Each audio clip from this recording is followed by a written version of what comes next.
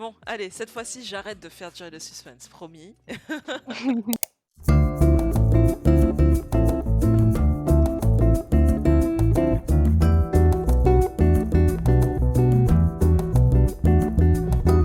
Salut!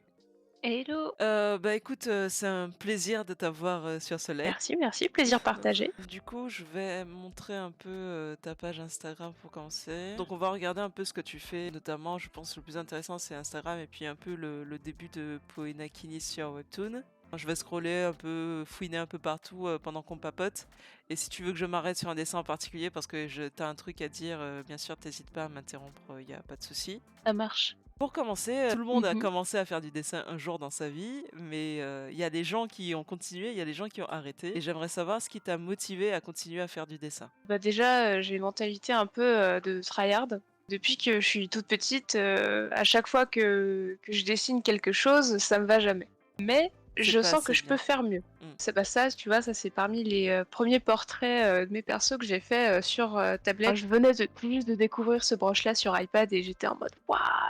C'est la révolution, je vais pouvoir faire des trucs». Ouais, bah, là, on a un timelapse du coup de, Heu, en fait, tu ce qui est cool avec ce brush-là, c'est que tu peux passer en fait comment dire? D'une étape à une autre sans forcément le changer. Du coup, ce qui m'a motivée, je dirais, c'est que en fait, bah, Poenakinis m'a toujours motivée, à dessiner, à chercher, la scène, à dessiner, enfin voilà, c'est un peu comme quand tu as des bribes un peu de ton histoire et que tu te dis: «Waouh, c'est un moment fort» et en fait, tu tu de le dessiner, sans forcément trop savoir comment et en fait, de fil en aiguille, tu arrives petit à petit à construire quelque chose, à le mettre en volume. Je saurais pas comment dire, j'ai plus l'expression en tête, mais voilà, je pense que tu m'as compris. Oui, à le rendre concret quoi, un peu.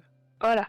Ouais, c'était le premier dessin fanservice de TRA donc du coup, voilà, j'étais en mode: «Waouh, ça va être trop bien et tout». Sauf que, bah, en fait, à ce moment-là, j'avais pas encore, comment dire? Je crois qu'à ce moment-là, j'avais pas encore posté sur Webtoon.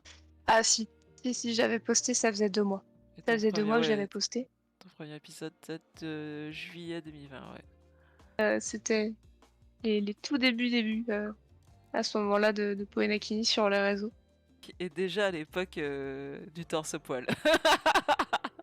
Exactement, exactement. Il fallait, montrer quel genre d'audience je visais parce que j'aimais ça. Non, non, je plaisante, mais enfin, c'est un peu le principe aussi de ce personnage-là, d'être un peu exhibitionniste, Ouais, ouais, ouais, je vois.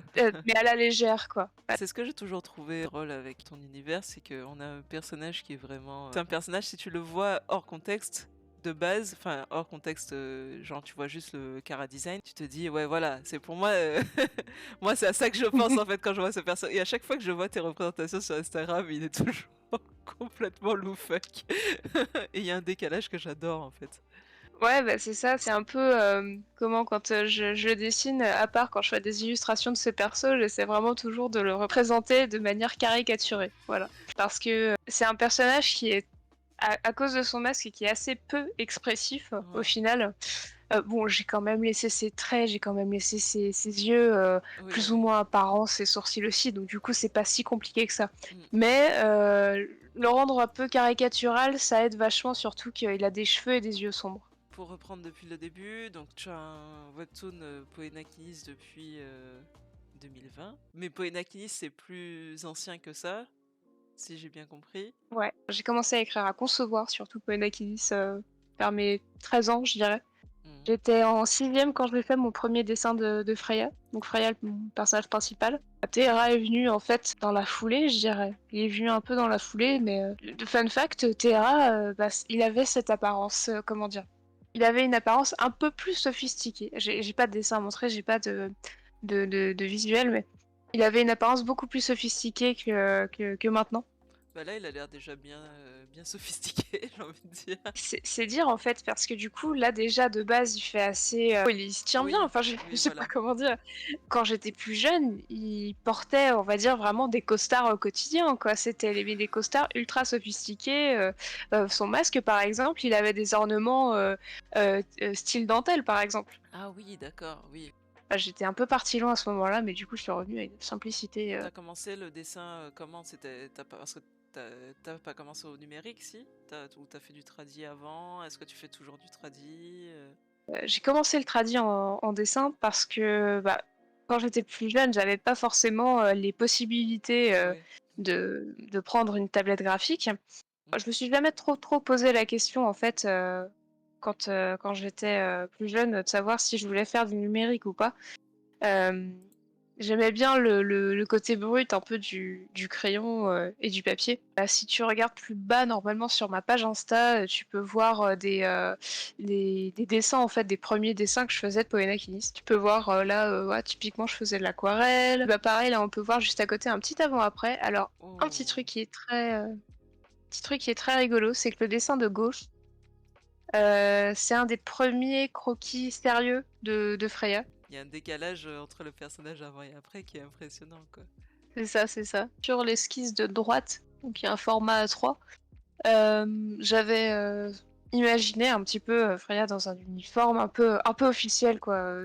C'était pas, comment dire, c'est pas une tenue qui figure dans l'histoire, mais en gros, c'était vraiment pour l'éclat, hein. Oui, oui, Donc, oui, je vois. Je crois que j'avais déjà vu passer certains de tes anciens dessins en story, et effectivement, au début, t'étais parti sur un autre style, du coup, parce que là, on a vraiment l'impression d'avoir une tenue un peu plus contemporaine, là où Konakini, c'est un concept qui est plus orienté, je dirais, médiéval, oh, fantasy. c'est clairement ça, hein. Qu'est-ce qui s'est passé? Qu'est-ce qui t'a fait prendre ce virage-là? Alors, Il était une fois. c'est un peu ça. Au départ, j'étais une fan, j'étais mordue de Bleach. Ce que faisait Tite Kubo, j'adorais ça. C'était graphiquement.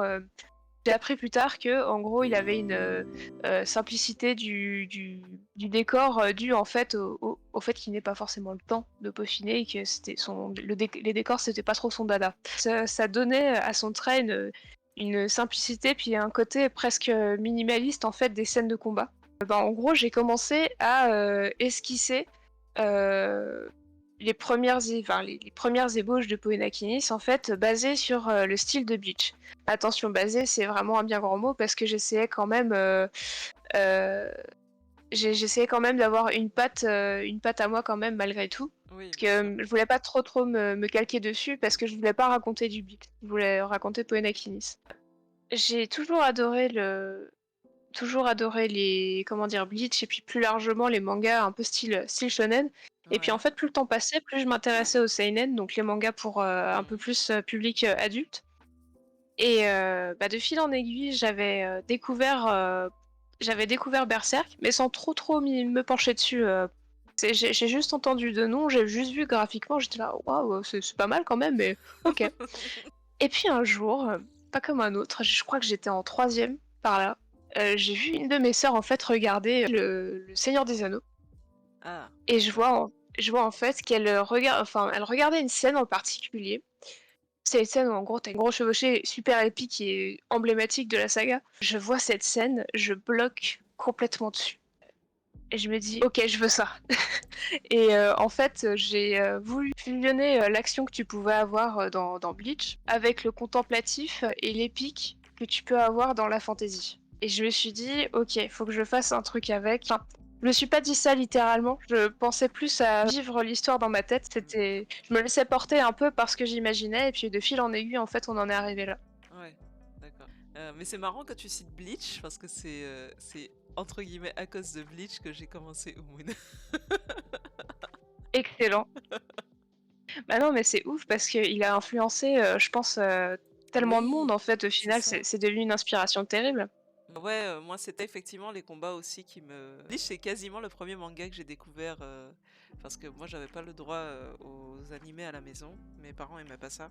Je regardais Bleach et Death Note en scred sur MCM, je crois à l'époque, quand mes parents partaient faire les courses. J'avais toute une stratégie pour regarder les animés, enfin, c'était n'importe quoi. Ah, je comprends, j'avais un peu cette même stratégie-là avec un manga. C'est-à-dire qu'on pouvait regarder des mangas à la maison, et encore, bon, parce que nos parents étaient en mode oui, c'est nul. Ouais, Puis voilà. ils basaient leur jugement sur un truc qui était très un peu futile. C'est qu'ils se basaient sur. Ils regardaient pas. Ils faisaient souvent d'autres trucs à côté, Ouais. mais souvent ce qui les interpellait à chaque fois dans leur jugement, c'était le doublage. Bah, tu as certains vieux doublages, en fait, où, tu as, les doubleurs français qui se donnaient à fond et on n'a pas l'habitude, en fait, enfin, à l'époque, on n'avait pas forcément l'habitude d'entendre du doublage pour des animés japonais. Mmh. Il y a un anime, que mes parents ne voulaient pas que je regarde et à juste titre. Maintenant, je m'en rends compte, mais à juste titre. C'était GTO Ah oui! et et moi, quand j'étais petite, mais ça me faisait mourir de rire. C'était une catastrophe et ce que je faisais, enfin, vu que ça me faisait rire, alors je comprenais pas grand-chose au final de ce qui se passait, bah, du coup, ce que je faisais, c'est que j'allais à l'étage et puis je me mettais ça sur la télé où, je sais que mes parents, ils y allaient, uniquement avant enfin, comment dire? J'allais dans la chambre parentale et en fait, je sais qu'ils avaient une télé, puis je me mettais là, puis je regardais la journée, quoi. Ouais, mais c'est effectivement, comme tu disais, c'est marrant que Bleach ait eu un impact aussi grand. Après, toute la partie avec Rukia, enfin, j'ai pas laissé tomber, mais petit à petit, j'ai arrêté de regarder. J'ai eu quand même le temps de voir la partie avec Aizen au début, mais après, j'ai Ouais. arrêté de regarder très vite. Et je Ouais. sais pas, ça m'a un peu lassé, je pense, en fait. J'ai pas réussi à accrocher à la suite. Moment où j'ai décroché, je crois que je me suis arrêtée pile quand, il y a une ellipse. C'est là où, tu Kubo qui a fait justement, une suite supplémentaire, alors que ça n'avait pas forcément lieu d'être et du coup, Ouais, je crois que je vois un peu, ouais. beaucoup de lecteurs ont décroché à ce moment-là parce que ça traînait un petit peu en longueur, c'était pas forcément, nécessaire, de raconter ce genre de passage-là. Ou alors en fait, il s'étalait et la fin vraiment est intéressante et c'est tout et c'est ça le souci. Il y a Musengard, alors j'espère que j'écorche pas le pseudo, qui dit perso j'aime tout sauf l'arc des peluches et des boons. L'arc des peluches, ça m'a saoulé. En vrai, il y avait beaucoup de fillers, hein, Oui, dans Bleach, hein, oui. c'était Ok, donc Bleach mélangé avec le Seigneur des Anneaux, si on fait un très gros raccourci. mais après, il y a eu Berserk qui est arrivé. Il y a eu toutes les futures influences après qui sont arrivées, Gustave Doré, la musique, a une grosse place aussi dans l'inspiration et puis bon, bah, j'écoute, beaucoup de métal, heu, de folk metal. Le folk metal, qu'est-ce que c'est? C'est juste du métal en fait qu'on va te rendre beaucoup plus instrumental et que on va essayer de te faire vivre un peu une époque médiévale, parfois médiévale fantastique. Ouais, Et d'accord. et ouais, c'est vachement bien fait. C'est ce qui m'a fait vraiment imaginer certaines scènes épiques. Ça revient souvent effectivement quand je discute avec d'autres artistes. On en parlait avec Wicro la dernière fois. Ce côté un peu, t'entends une musique et tout d'un coup, t'as des images qui te viennent tout de suite. Puis un truc aussi qui a tendance que j'évite de faire, si la musique a un clip, j'évite de le regarder. Oui, exactement, exactement. Ça m'était déjà arrivé de me faire avoir parce qu'un coup, t'es là, t'es à fond dans une musique, tu l'écoutes en boucle et tout, t'es là: «Waouh, trop bien!» et puis, bah, en fait, un coup, tu tombes sur le clip, mais sans faire exprès et en fait, ça casse tout. Oui, Ça casse vraiment tout ce que t'imagines. ouais. Il y a ce côté aussi, c'est pour ça que je regarde plus les clips moi, c'est le clip t'influence dans la vision que t'avais et du coup tu perds la vision que t'avais. Et maintenant si je regarde le clip, c'est parce que, j'ai vraiment l'intention de faire un truc avec la musique et que j'ai noté ce que je voulais faire précisément et seulement après je regarde le clip. Oui, je vois ce que tu veux dire, tout à fait. Putain, c'est beau ça aussi. Merci. Ça, en fait, c'est le projet tatou d'une cliente. C'est une amie d'enfance et elle vient me voir très régulièrement et en fait, elle a plusieurs petits tatous, sur son dos, qu'elle veut, recouvrir parce que ça représente un peu une époque, où elle faisait un peu n'importe quoi, on va dire, avec le tatouage et en fait, elle est venue me voir, elle me dit: «OK, ta carte blanche, tu fais ce que tu veux» et en fait, elle m'a laissé faire le motif que je voulais et donc j'ai fait ce motif-là d'abord en line, Ouais, pour le tracer en tant que tatouage bien sûr. et ensuite j'ai fait, je lui ai demandé, je lui ai dit: «Dis voir, est-ce que ça t'embête si, j'en fais une illustration?» et elle m'a laissé faire et du coup j'ai fait cette illustration. C'est pas trop dur quand on te dit, «Tu as carte blanche pour faire un tatouage»? Enfin moi ça me bloquerait vachement au début, je pense. Mais oui, c'est très dur au final parce que tu ta carte blanche, sur, un projet qui est censé être très Ouais, personnel c'est ça, pour la ouais. personne et tu dois faire coïncider tes idées et celles du client, parce que bon, même s'il te laisse carte blanche, lui, en fait, dans sa tête, il aura toujours une idée de ce que toi, tu pourras lui donner. Souvent, ils veulent être agréablement surpris Mmh, et en même temps, ils se font une idée c'est ça. et tu dois, en fait, justement, tomber en raccord avec, cette manière de penser. La plupart du temps, ça se passe très, très bien. Puis la plupart du temps, certains clients, en fait, vont, demander quelques petites modifs, mais généralement, ça se passe toujours très bien. OK, cool. Ouais, ça doit être une pression, quoi. Et Bou48 qui disait: «C'est magnifique comme tout ce que tu fais». Voilà. Merci, c'est gentil. Tu fais du tatouage. Est-ce que c'est le fait que tu faisais du dessin avant qui t'a donné envie de faire du tatouage? Est-ce que le tatouage influence ta façon de dessiner? J'ai toujours un peu dissocié, le dessin, l'univers de Poénakinis, avec le tatouage. C'est ce qui m'a toujours aidé un peu à scinder les choses en 2. C'est le fait que j'avais déjà construit un univers à côté. Et le tatouage, j'ai jamais perçu de la même manière. Mes parents, étaient adeptes un petit peu du tatouage, surtout mon père. Il avait une, grosse admiration pour, les tatouages japonais, typiques, par exemple des yakuza, dans les années 50, entre les années 50 et 90, où là, vraiment, on commençait à voir ce que donnaient les motifs japonais en occident.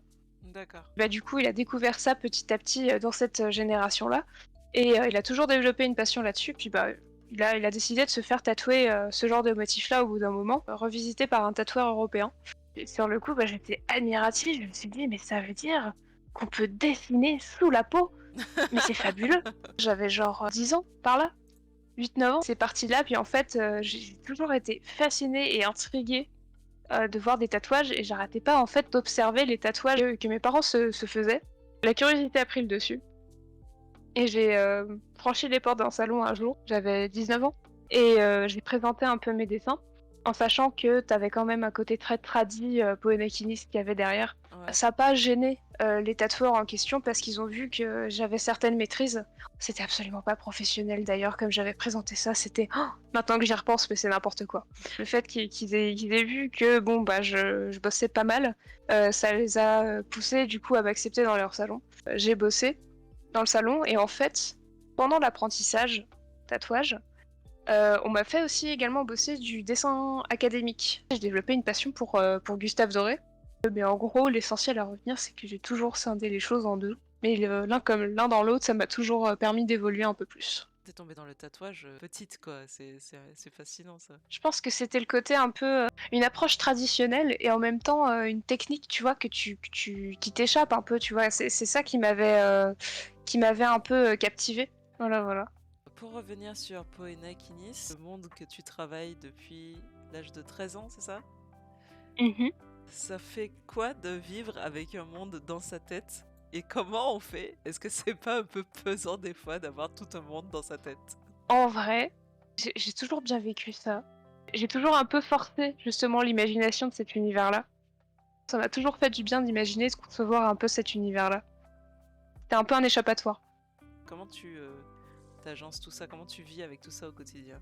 Quand j'étais au collège-lycée, jusqu'en première, j'étais là, j'étais pleine d'assurance, j'étais persuadée que j'allais être une auteure, vraiment, tu sais vraiment mais super connue, que j'allais être un best-seller, enfin que j'allais faire des best-sellers, tout ça. Enfin bref, donc du coup j'avais une assurance indémontable. Dans ma tête, directement j'étais là: «J'ai pas besoin de notes, j'ai tout dans ma tête».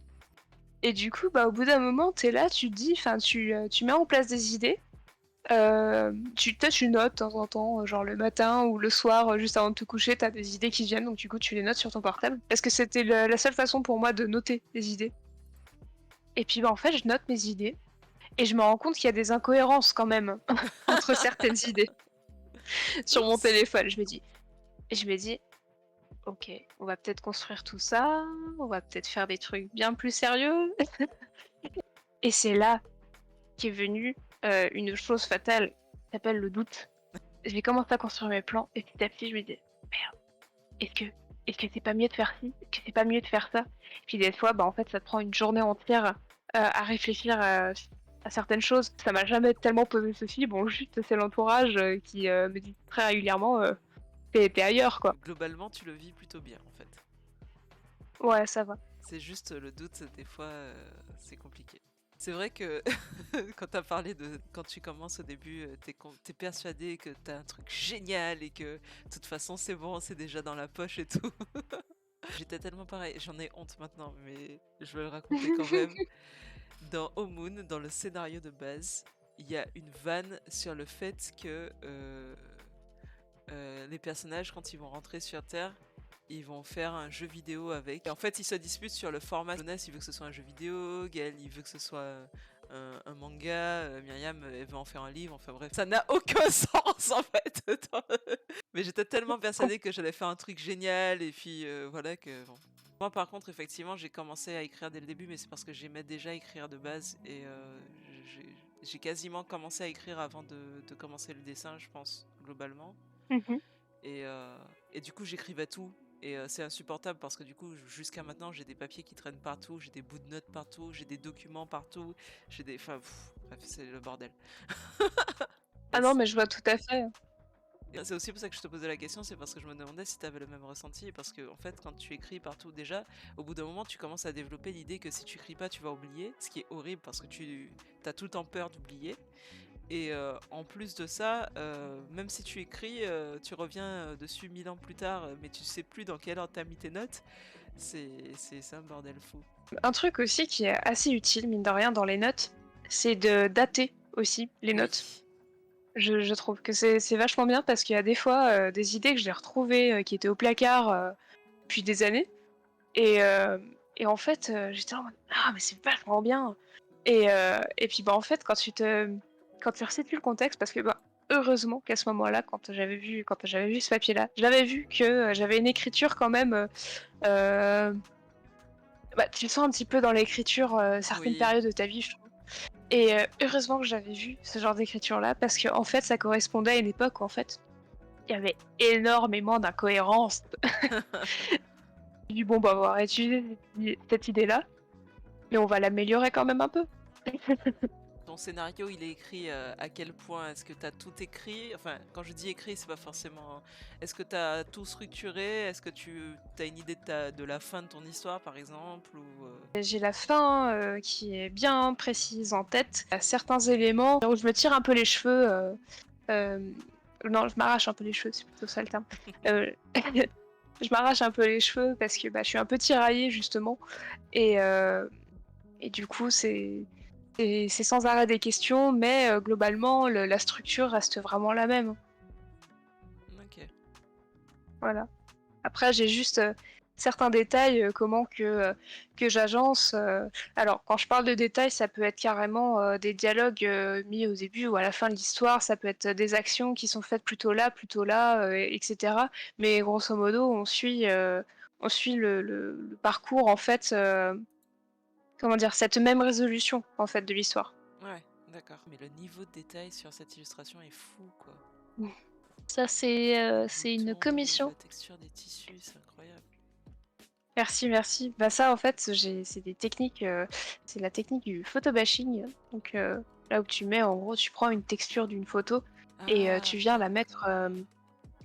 Ouais, ouais, ouais. Et en vrai, c'est très pratique, mais on peut vite se faire avoir parce que soit on cherche trop le détail et dans ce cas-là, la photo n'est plus forcément, enfin, l'illustration n'est plus oui, forcément lisible. ouais, Soit justement la texture que tu prends en photo est de mauvaise qualité et du coup oui. ça peut carrément foirer ton effet en fait. Euh, mais euh, là du coup ça c'est une commission que j'ai réalisée pour un JDR. D'accord. Euh, c'est une commission que j'ai réalisée pour un JDR et c'est la première commande qu'on m'a passée pour ça et oh, je me suis donnée à fond. C'était super cool. Ah, je n'avais pas d'informations sur le personnage parce que bah je, je suis joueuse de ce JDR Ah oui, et d'accord. Donc oui, fallait pas que voilà, tu aies trop d'infos, ouais. Du coup, je comprends. c'est ça. J'avais juste son nom, j'avais les descriptions les plus basiques possibles et on m'a dit fais comme tu ressens le personnage et basta. Donc tu fais du JDR aussi.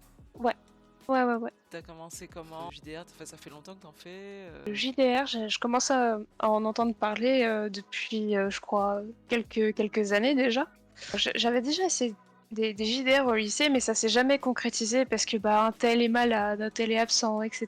C'était un peu chaotique, hein, forcément. Le MJ était jeune, donc du coup il n'avait pas encore certaines maîtrises de structure de jeu de combat. Enfin, quand je regarde par exemple le MJ qui nous fait justement le JDR avec ce personnage-là, c'est des tableurs et des tableurs. Il faut que toutes les armes soient bien faites au millimètre près. Il faut que ce soit un jeu bien équilibré. Et surtout si c'est un jeu qui demande un minimum de stratégie de combat, etc. Donc c'est assez technique hein, au final. Mais, euh, mais ouais, du coup, j'ai commencé grâce à un pote qui nous a initiés au JDR avec l'univers Dragon Age. Ok, d'accord. Et, bah, c'était super cool. C'est très très cool. Et bah, ça m'a motivé à essayer de faire un JDR sur le lore de Poena Kinis, justement. Ça fait partie des projets que j'ai envisagé aussi pour Moon. Enfin, je sais pas si ça serait vraiment un jeu de rôle à en parler, mais c'est vaguement inspiré, on va dire ça comme ça, du concept. En tout cas, j'ai pas le temps et du coup, j'ai mis dans un coin de ma tête et j'aurais aimé faire en fait organiser ça, mais basé que sur la partie du tournoi en fait. Et je me dis, il doit y avoir des Ouais. trucs vachement cool à faire, surtout si tu fais des équipes et tout. Enfin bref. Mais Ah mais carrément. un jour, je ressortirai ce projet dans 1000 ans.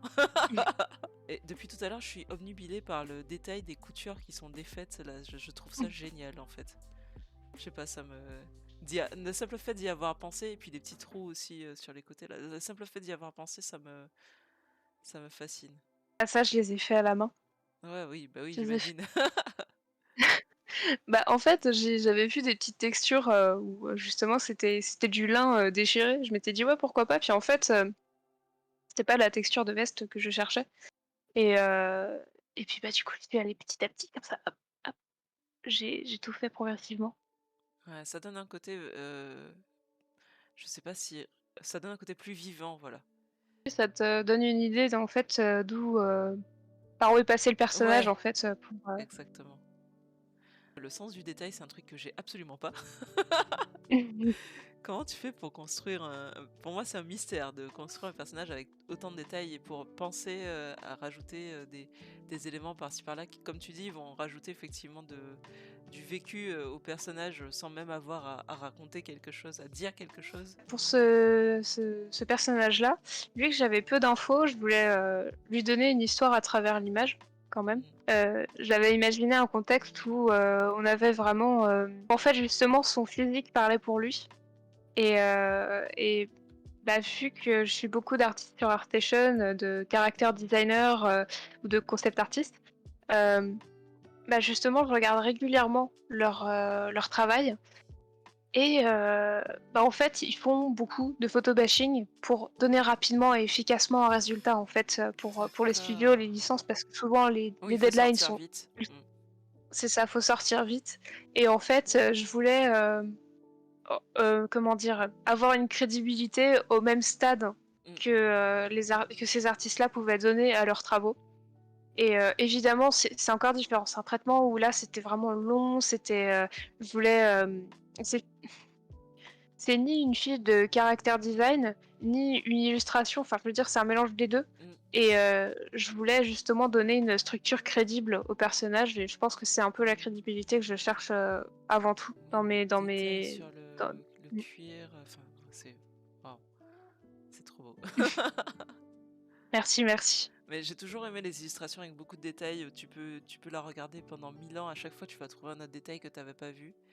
Et, euh, et pour autant, j'arrive jamais à mettre du détail sur ce que je fais. Je m'arrête trop vite en fait sur Ayn. Faudrait que je travaille ça. Faudrait que je travaille ça. Ouais, non, mais enfin. Après, faut faire attention parce qu'on peut vite se perdre dans les Oui, détails. c'est clair. Je, je, je crois que ça peut se sentir un petit peu dans cette illustration-là. Non, en vrai, le pire, c'est que j'ai pas été. Si j'avais vraiment voulu pousser le détail, j'aurais carrément fait vraiment la texture moi-même. Mais Hmm, non, non, non. On va éviter de se tuer la main de trop. Faut c'est clair. préserver un peu nos outils de travail. C'est clair. Mais ouais, mais pour autant, là, je trouve pas que tu te sois perdu dans les détails parce que quand tu regardes l'illustration d'ici, les détails ont une importance. On sent les détails, en fait. ça fait un tout cohérent et c'est juste que effectivement tu regardes un petit peu, bah, tu vois qu'il y a un petit fil qui dépasse là et tout, mais ça reste, y ça peut arriver qu'on se perde dans le détail, mais que quand tu dézoomes l'illustration, tu te dis: «Mais en fait non, j'avais pas besoin de faire ça, ça rajoute rien». Là, ça rajoute quelque chose en fait à tous les niveaux de lecture, donc c'est vraiment très cool. OK, bon bah après avoir vu tout ça, je te propose, qu'on passe, au déballage. À la réception, tu vois, du colis, tu juste envie d'un truc, c'est de l'ouvrir, en C'est fait, tout clair, j'ai simplement. dû me retenir tout ce temps pour ne pas l'ouvrir. Je sais pas si vous vous rendez compte du sacrifice que je fais pour vous.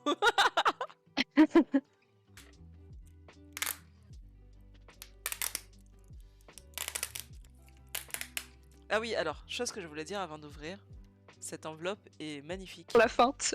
Ah oui, c'était pas volontaire, mais je me suis dit quand je l'ai reçu, il fallait que j'en parle. Cette enveloppe est magnifique, c'est-à-dire que papier bulle, mais pas craft, parce que moi j'en vois souvent papier bulle, mais avec, tu sais, l'extérieur c'est du craft, enfin c'est du Ouais, papier. Là, elle est plus plastifiée et noire surtout. ouais, Le sens du détail, c'est ouais, ça? ouais. C'est un peu ça, ouais, j'aime bien le comment dire? Le visuel, noir et doré. Ouais, c'est vrai que ta carte de visite est noire et or aussi, il me semble. Ouais. D'ailleurs, j'en profite avant de déballer, oui. Là, à ce stade, je fais exprès. Pour montrer ce magnifique marque-page qui est aussi une de tes créations et que j'aime beaucoup. Ouais, merci, merci. Bah, ravie qu'il te plaise, Donc là, on a une deuxième enveloppe avec un petit message personnalisé. Mmh. Je me rends compte d'un truc. On va vraiment croire Mmh. que je fais exprès. Mais j'ai complètement oublié de montrer ta boutique en ligne. Parce que quand même, je l'ai acheté quelque part, cette illustration. Donc la boutique, où on peut retrouver du coup... donc tu as des marque-pages, des formats A6 et A5 et A4. Pour l'instant, en termes de taille de print, ce sera le maximum, parce que les formats A3, j'ai malheureusement eu des soucis, Mm, avec, la poste mm, mm. et hem et en fait, j'ai pas pu, comment dire? Pour l'instant, je n'ai pas pu mettre de A3, mais je préfère mettre des articles que je peux emballer, de manière assez, enfin, manière minutieuse. Bah, la hantise, c'est qu'on reçoive des goodies, vraiment, dans un état terrible et j'ai pas envie, donc du coup, je préfère, les emballer comme j'ai fait ton emballage. Ok. Comment t'as orienté ta réflexion sur au niveau du choix de l'emballage? C'était un peu, quelque chose que je voulais en raccord avec les goodies que j'envoyais, donc je voulais quelque chose de sobre. Une de nos, collègues, enfin confrères, collègues, je saurais pas dire, donc Psari, en fait, c'est bah, pareil, une auteure webtoon qui, en fait, fait beaucoup de goodies, beaucoup d'emballages. Et à un moment donné, elle avait posté une annonce, je crois, sur Instagram, où en fait, elle disait bon bah je vends un kit d'emballage, ça doit partir en urgence. Et en fait, elle l'a mis pas cher du tout. Et en fait, D'accord, ok. ouais, je voyais que c'était que des enveloppes noires, que de l'emballage noir, et je me suis dit oh, mais c'est Je parfait. prends. Et j'ai Bon, allez, cette fois-ci, j'arrête de faire durer le suspense, promis. Je vais me poser ça quelque part. Je vais poser ça là. Voilà. Et on va pouvoir déballer ça. Alors, on a ta carte de visite d'ailleurs que tu as mis dans le colis. Ça permet de la voir parce qu'elle est très belle. Avec les petits reflets dorés là. C'est magnifique. Donc ouais, t'es vraiment noir et or. C'est ta patte, c'est ton univers ouais, graphique, on va dire ça comme ça. je l'emploie un peu à outrance. Mais c'est vrai que ça va très bien avec ce que tu fais, donc pourquoi ne pas en abuser finalement? L'illustration.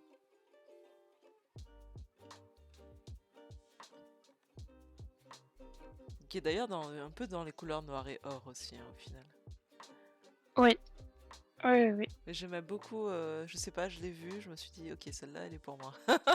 Dans ce que raconte l'illustration, le côté un peu. Parce que cette main, y a on voit la main en haut là, qui est un peu.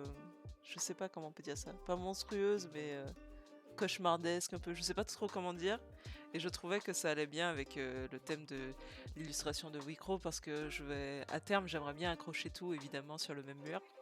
Bou48 demande si cette illustration existe en format A3. Oui, oui, elle existe en format A3, Le geste est si effectivement. délicat, ouais, je suis d'accord. Ok, donc on pourra se la procurer en A3. Oui, idéalement en convention. Mais j'attends que les conventions passent et ensuite je vais voir pour ajouter des articles dans la boutique. Et ouais, donc t'as un effet de lumière en arrière-plan et du coup ça dessine un peu un cadre lumineux autour du personnage, c'est vraiment magnifique. Je voulais surtout une illustration à la limite du clair-obscur et qui reflète des lumières dorées en fait. Qu'est-ce qui t'a inspiré pour cette illustration? Parce que je sens qu'il y a quelque chose derrière, je comprends pas tout. C'est en rapport avec un chapitre de l'histoire de Poénakinis. Et dans un des chapitres, justement, Tehera, donc le personnage du prince, raconte dans un des chapitres, il raconte comment lui sont apparus en fait ces dons de Néphilim, donc de semi-ange. Et il a rencontré justement une créature, on sait pas trop ce que c'est. Il l'a rencontré et en fait, c'est à la suite justement de ce contact, de oui, c'est ça, de ce contact physique avec cette créature qu'il a pu justement développer ses dons, ses capacités. Voilà, j'ai voulu illustrer de manière un peu plus poétique et étant donné que c'est un personnage qui a des dons un peu surhumains et presque euh, titanesques en fait dans l'histoire, on va l'apprendre au fur et à mesure, mais étant donné que c'est un personnage presque omnipotent, le représenter justement sous cet angle-là, presque comment qui s'incline en fait face à quelque chose qui dépasse en fait l'entendement pour les lecteurs. Euh, c'est juste quelque chose qui est comment? C'est quelque chose qui est assez atypique pour ce personnage-là et, euh, et c'est aussi un geste délicat justement que j'ai cherché à représenter. Donc c'est pas de la violence, c'est pas on n'est pas dans le domination, soumission, le pouvoir. Non non, on est sur quelque chose de presque mystique en fait. Mais je pense que c'est l'aspect qui m'a plu effectivement le plus. Je vais retrouver mes mots. Dans le visuel, Mhm. c'est l'aspect un peu mystique et étrange et tout à fait ma cam, hein, de toute façon. C'est tout ce que j'aime. Ouais, vu les créations que t'as, au final, oui, c'est vrai que ça m'étonne pas trop qu'on retrouve aussi un peu ce côté justement hors de la réalité, je trouve parfois dans tes œuvres. Ouais, oui, oui, oui. Mais ça me parle d'autant plus que j'ai grandi dans un milieu très catholique et Mhm. c'est quelque chose dont je parle pas souvent, je pense, mais j'aime bien détourner un peu les codes religieux avec lesquels j'ai grandi pour dire mes propres pour dire mes propres mots entre guillemets. Donc Oui. effectivement, c'est pour ça que notamment le fameux épisode où on voit Myriam dans l'espèce de robe blanche, là, il y a plein de petits détails cachés un peu partout. Dès que j'ai l'occasion, je cache plein de choses un petit peu partout, plein de Mhm. références. Je crois que tu as encore quelque chose dans l'enveloppe. Ah! Oh! Un petit sticker. Tu en as deux, normalement. Oh oui! Oh oui, un autre sticker! C'est compris dans ma commande, dans ma commande en fait pour les prints A5, A4 et A3. Ils sont trop beaux. Ah, et puis les stickers en plus, c'est compliqué hein, parce que t'as envie de les utiliser du coup, mais tu te dis non, pas maintenant, je vais les garder pour une meilleure occasion. Et puis finalement, C'est ça. faudrait que je fasse quelque chose parce que j'en ai de Bubble aussi. Faudrait que je fasse quelque chose avec ces stickers. Faudrait que je trouve un truc sympa à faire avec. Ouais. Donc t'as commencé en dessinant à la souris, Ouais. au numérique plutôt. Euh, au numérique, ouais, j'avais commencé à la souris, mais j'ai très vite déchanté, puis j'ai lâché parce que, en plus de ça, le logiciel était en anglais. Sauf que bon, quand t'as un niveau de troisième en anglais, bon, faut pas trop en demander, quoi. Mais Mais du coup, j'ai très vite lâché le numérique. En plus de ça, j'avais installé ça sur PC portable, donc pour faire tourner des logiciels qui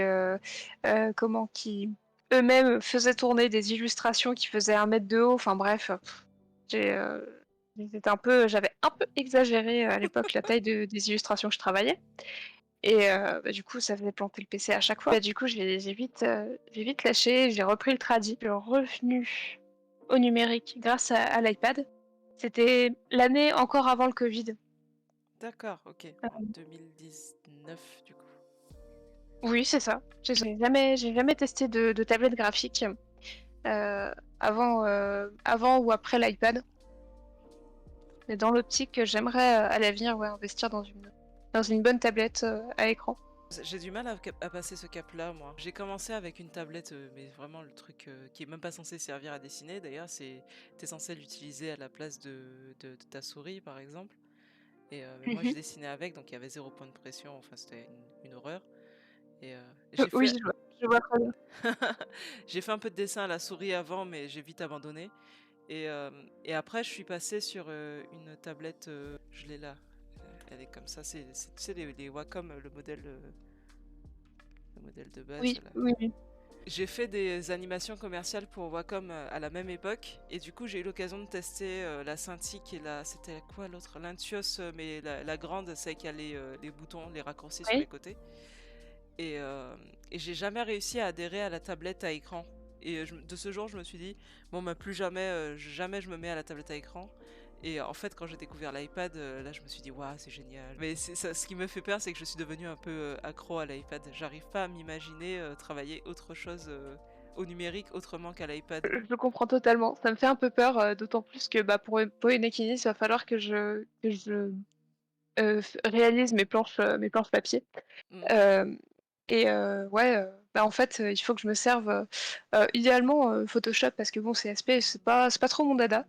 Hem, je vais passer par Photoshop pour faire tout ça et le souci c'est qu'en fait, il va falloir que j'investisse dans du matériel pour pouvoir, gérer Photoshop. Ouais. Ouais, c'est l'appréhension de passer, d'un médium à un autre, qui est assez, qui fait qu'on apprend pas mal. Tu dirais que c'est quoi les différences entre la tablette à écran et l'iPad?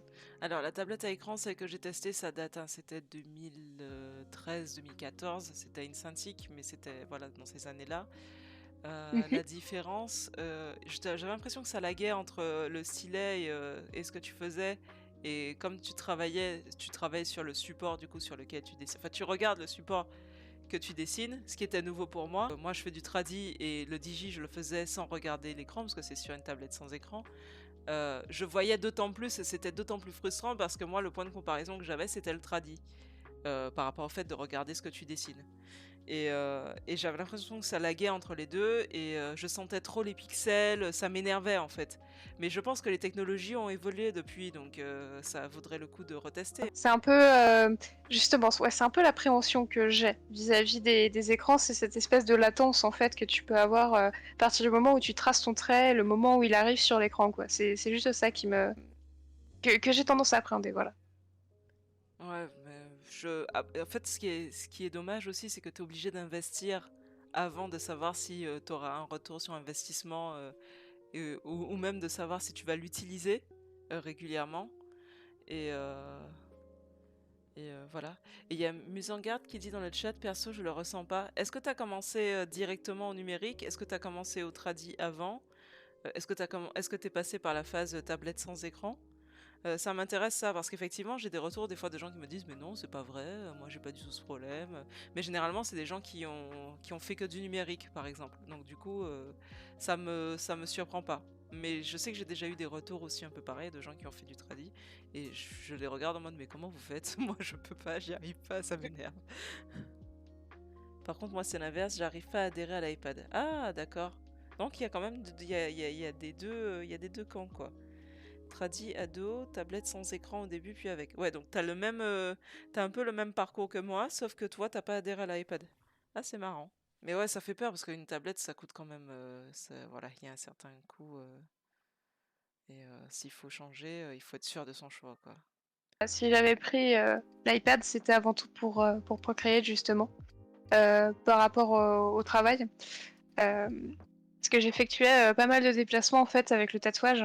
Ah Je oui. faisais des guests, donc du coup heu, je partais une semaine, dans un salon de tatouage, dans une autre ville où en fait on m'invitait, pour travailler pendant une semaine, en compagnie des tatoueurs du salon et heu et en fait comment, il me fallait un outil, à portée de main plutôt que de trimballer des papiers qui risquaient de s'abîmer en fait, durant le trajet. J'ai préféré réaliser des projets sur tablette, et c'était bien plus pratique. C'est un peu l'avantage en fait, de l'iPad quand même. Et donc tu disais tout à l'heure que tu veux porter, Poena Kini sur papier? Si j'ai bien Ouais. entendu? Alors, Ouais. qu'est-ce que tu peux nous en dire plus? Est-ce que tu as déjà commencé, à travailler là-dessus? Est-ce que tu, as une vision à peu près de quand tu veux le sortir, Alors, dans un premier temps, je pense que j'attendrai d'atteindre le chapitre 15 avant de pouvoir, commencer concrètement, à faire les planches, papier. Parce que j'attends d'avoir une certaine quantité de planches pour pouvoir bien construire les choses et pouvoir aussi anticiper le nombre de pages en fait que je vais avoir. OK, donc là, tu es au Hem, chapitre 11. Je vérifie en même temps pour me faire une idée. OK. ouais. Je suis au chapitre 11 et normalement alors la partie 3 du chapitre 11 devrait sortir, donc le mois qui arrive. Ouh! Parce que du coup j'ai quasi fini le line et du coup là j'enchaîne la colo. La colo ça va très vite. Donc donc voilà. Comme ça me permet d'avoir une certaine avance et dès que j'ai fini la première partie donc de Poena Kilis, je pense lancer un crowdfunding où je vais demander, justement, un financement participatif, aux lecteurs et comme ça me permet aussi, d'agrandir en fait au fur et à mesure la communauté, au fur et à mesure que je partage les chapitres Mmh. et de toucher un peu plus de monde petit à petit. Ça se passe bien, enfin je je ne dirai pas pourquoi, mais j'ai un peu le la même réflexion en ce moment. Comment ça se passe tes recherches, sur, comment tu vas organiser ton auto-édition? Alors le problème, c'est que pendant un petit moment, je me suis mise une deadline en tête à respecter. Sauf que clairement, en fait, la deadline me donnait une pression astronomique. Et je me suis dit, je vais éviter de me mettre de deadline. Je vais me concentrer sur les choses que j'ai à faire sur l'instant T, en physique en fait. J'évite de penser au après de trop, parce que c'est le meilleur moyen en fait pour se mettre une pression trop grosse sur les épaules. Moi, mon but, c'est avant tout de faire sur l'instant T les choses que j'ai à faire et de pas trop penser au après. Ça reste en fond, évidemment, ce sont des objectifs qui restent en fond. Mais pour l'instant, je veux que les choses, en fait, je préfère faire les choses que plutôt les dire. Mais Voilà, voilà. effectivement, c'est plus, au niveau, du réseau des artistes, mais c'est vrai que tu étais très présente au début, bah, de la même manière que moi et au final, on te voit un peu moins, mais on sait que ça carbure derrière. D'autant plus qu'à côté de ça, je construis mon portfolio pour éventuellement Oui, c'est proposer mon travail en vrai! tant qu'illustratrice freelance, ouais. C'est pour ça que sur ArtStation, en fait, j'ai autant d'illustrations que je construis en ce moment. C'est pour étoffer un petit peu mon portfolio. Le but, c'est pas de se mettre la pression vis-à-vis de ça. Les choses se font comme elles viennent. Du coup, tu as, en projet en cours, ton portfolio, la version, Mhm. auto-éditée de Poena Kilis et la version webtoon de Poena Kilis, sachant que tu fais du tatouage à côté. Ouais, c'est déjà pas mal comme C'est pour ça que je me suis mise à temps partiel pardon, sur le tatouage. Euh, c'est, euh, Oui, parce j'ai qu'avant la tu le chance de... faisais à temps Ouais. plein, c'est ça? Ouais, c'est ça. Avant, je le faisais à temps plein quand ça a démarré. Quand j'ai démarré en fait, à ouvrir mon local, quand j'ai ouvert mon petit atelier privé pour accueillir ma clientèle, j'étais à temps plein. Et en fait, bah, plus le temps passait et plus je me disais, bah, ça va être conséquent quand même, il va falloir que je m'octroie du temps libre pour Poenakinis parce que sinon, enfin, c'est un projet qui me tient trop à cœur pour que je le laisse de côté maintenant que c'est parti en fait. C'est un peu, c'est un peu de l'ordre, je sais pas si c'est de l'ordre du caprice, mais ça, je me vois pas mettre ça de côté. J'ai la chance de vivre avec quelqu'un qui, mine de rien, bah, se fait aussi un petit revenu. Et je me suis dit, bah écoute, on va partir à temps partiel, en sachant que bon, bah, on a bien géré, on s'est bien Bien organisé en sûr, termes de, oui. en termes financiers, comment dire, pour anticiper certaines choses, bah, au final, ça se passe bien. Est-ce que t'as pas le souci alors moi je sais, mais moi je suis à temps plein sur un truc et effectivement l'activité artistique c'est sur mon temps libre. Est-ce que t'as pas le souci où des fois t'es sur du tatouage mais t'as cruellement envie de faire du poénakilis mais tu peux pas à l'instant T? Est-ce que ça t'arrive aussi Alors ça m'arrive quand je fais mes projets tatou, sur ma tablette, parce que je sais qu'en fait, juste à côté, Ah! le fichier juste à côté mes projets tatou, qu'est-ce que ça va être? Bah, ça va être Ponakini, ça va être une illustration, ça va être mes cases. Ce que je fais, c'est que j'occulte totalement visuellement, cette, heu, Mmh, cette partie et ouais, je me ça je fais consacre à mes aussi. projets clients. Je prends en référence vraiment, les images que m'envoient mes clients et je me fais un petit montage et ensuite je mets ça juste à côté de mon fichier, tatouage.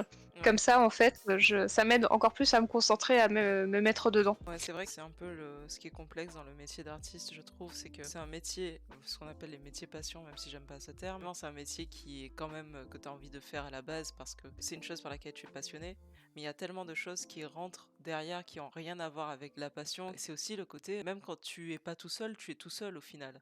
Toutes les questions que tu te poses, la réponse doit forcément venir de toi. Quelle identité je veux donner à mon travail? Comment je vais faire pour représenter telle chose, telle image?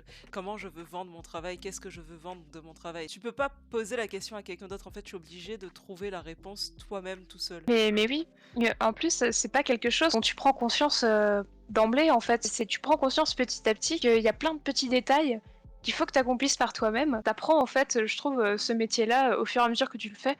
Tu apprends aussi, à te débrouiller, vraiment un maximum et à être indépendant de tout. Ta communauté est là pour te soutenir, mais tout doit venir de toi. C'est-à-dire que c'est toi qui forges ta communauté, mais faut pas que tu dépendes non plus de trop de ta communauté. Faut maintenir cette motivation personnelle, peu importe comment se passent les réseaux aussi. Il y a des moments où bah, t'es pas actif sur les réseaux. Ta communauté, bah, mine de rien, bon, elle peut passer à autre chose. On te suit pas que toi. Et tu peux vite avoir une petite perte de motivation à Ouais. la suite de ça. Alors qu'en fait, faut pas oublier que t'as démarré ça avant tout ça, en fait. Oui, c'est quand tu as commencé, il y avait personne qui te suivait, et pourtant tu l'as fait, et pourtant il y a des gens qui sont venus voir ton travail, et sont venus pour ton travail en fait. Tu l'as dit de manière beaucoup plus claire que moi. C'est une réflexion que j'ai tout le temps en ce moment, donc je comprends très bien, effectivement. Et j'irai même plus loin. Je pense que si tu commences à te demander ce que veut ta communauté et à essayer absolument de lui faire plaisir, les gens vont pas forcément vouloir rester. Parce que du coup, ils étaient venus pour toi à la base. Même si ça fait expliquer pourquoi ils sont venus, mais ils sont venus pour quelque chose en toi qui a résonné en eux. Et à trop essayer de raisonner en eux, tu vas perdre ce toi qui a résonné en eux. Exactement. Je trouve ça compliqué de rester soi-même. Justement, ça peut vite créer une dépendance, les réseaux, par rapport à ça. Bah, justement, ce qu'on décrivait avant, c'est ce qui m'arrive un petit peu en ce moment. C'est le fait que, bah, il faut se rappeler que, mine de rien, avant ça, on avait juste notre histoire, on avait juste notre imagination, notre créativité, et ça nous motivait à 1000% en fait. C'est Et ça. c'est un peu ce que je cherche à retrouver aussi. Juste pour finir, je voulais dire que vraiment c'était très cool. On a abordé plein de sujets. On est parti très loin de ce que moi j'avais en tête au départ, mais c'est très Ouais. cool en fait au final. Ah L'important ok. c'est le voyage, pas la destination. Et très belle illustration aussi, évidemment, qui atterrira un jour sur mon mur. Tu auras une photo un jour de ton illustration avec plein d'autres illustrations autour sur un mur. Bah, ce sera celle-là. Avec plaisir alors. Mais merci d'avoir commandé ce print, d'avoir soutenu un petit peu cette boutique du coup qui s'ouvre parce qu'au final, je l'inaugure aussi un petit peu à travers ton live parce que je vais faire une annonce ce soir pour annoncer que ma boutique a enfin ouvert ses portes. Donc Ok, trop cool. voilà, ça fait plaisir. Ben, je Ouais. suis flattée d'avoir inauguré ta boutique du coup. Salut à tous, c'est Mokuya du futur. Puisque cette vidéo que vous êtes en train de regarder a été tournée il y a un an en live avec Teaspoon. Actuellement, Teaspoon est en train de financer son tome 1 par une campagne de crowdfunding qui est toujours en cours. Je vous la montre rapidement. Je vous invite à aller la voir et à participer si, cette, interview vous a plu. C'est le webtoon qui a été retravaillé et redécoupé pour la BD avec un très beau produit, en termes de livres, des pages teintées en noir qu'on vient de débloquer en termes de paliers. Enfin bref, je vous laisse aller voir tout ça. Merci d'avoir regardé cette vidéo et à la prochaine.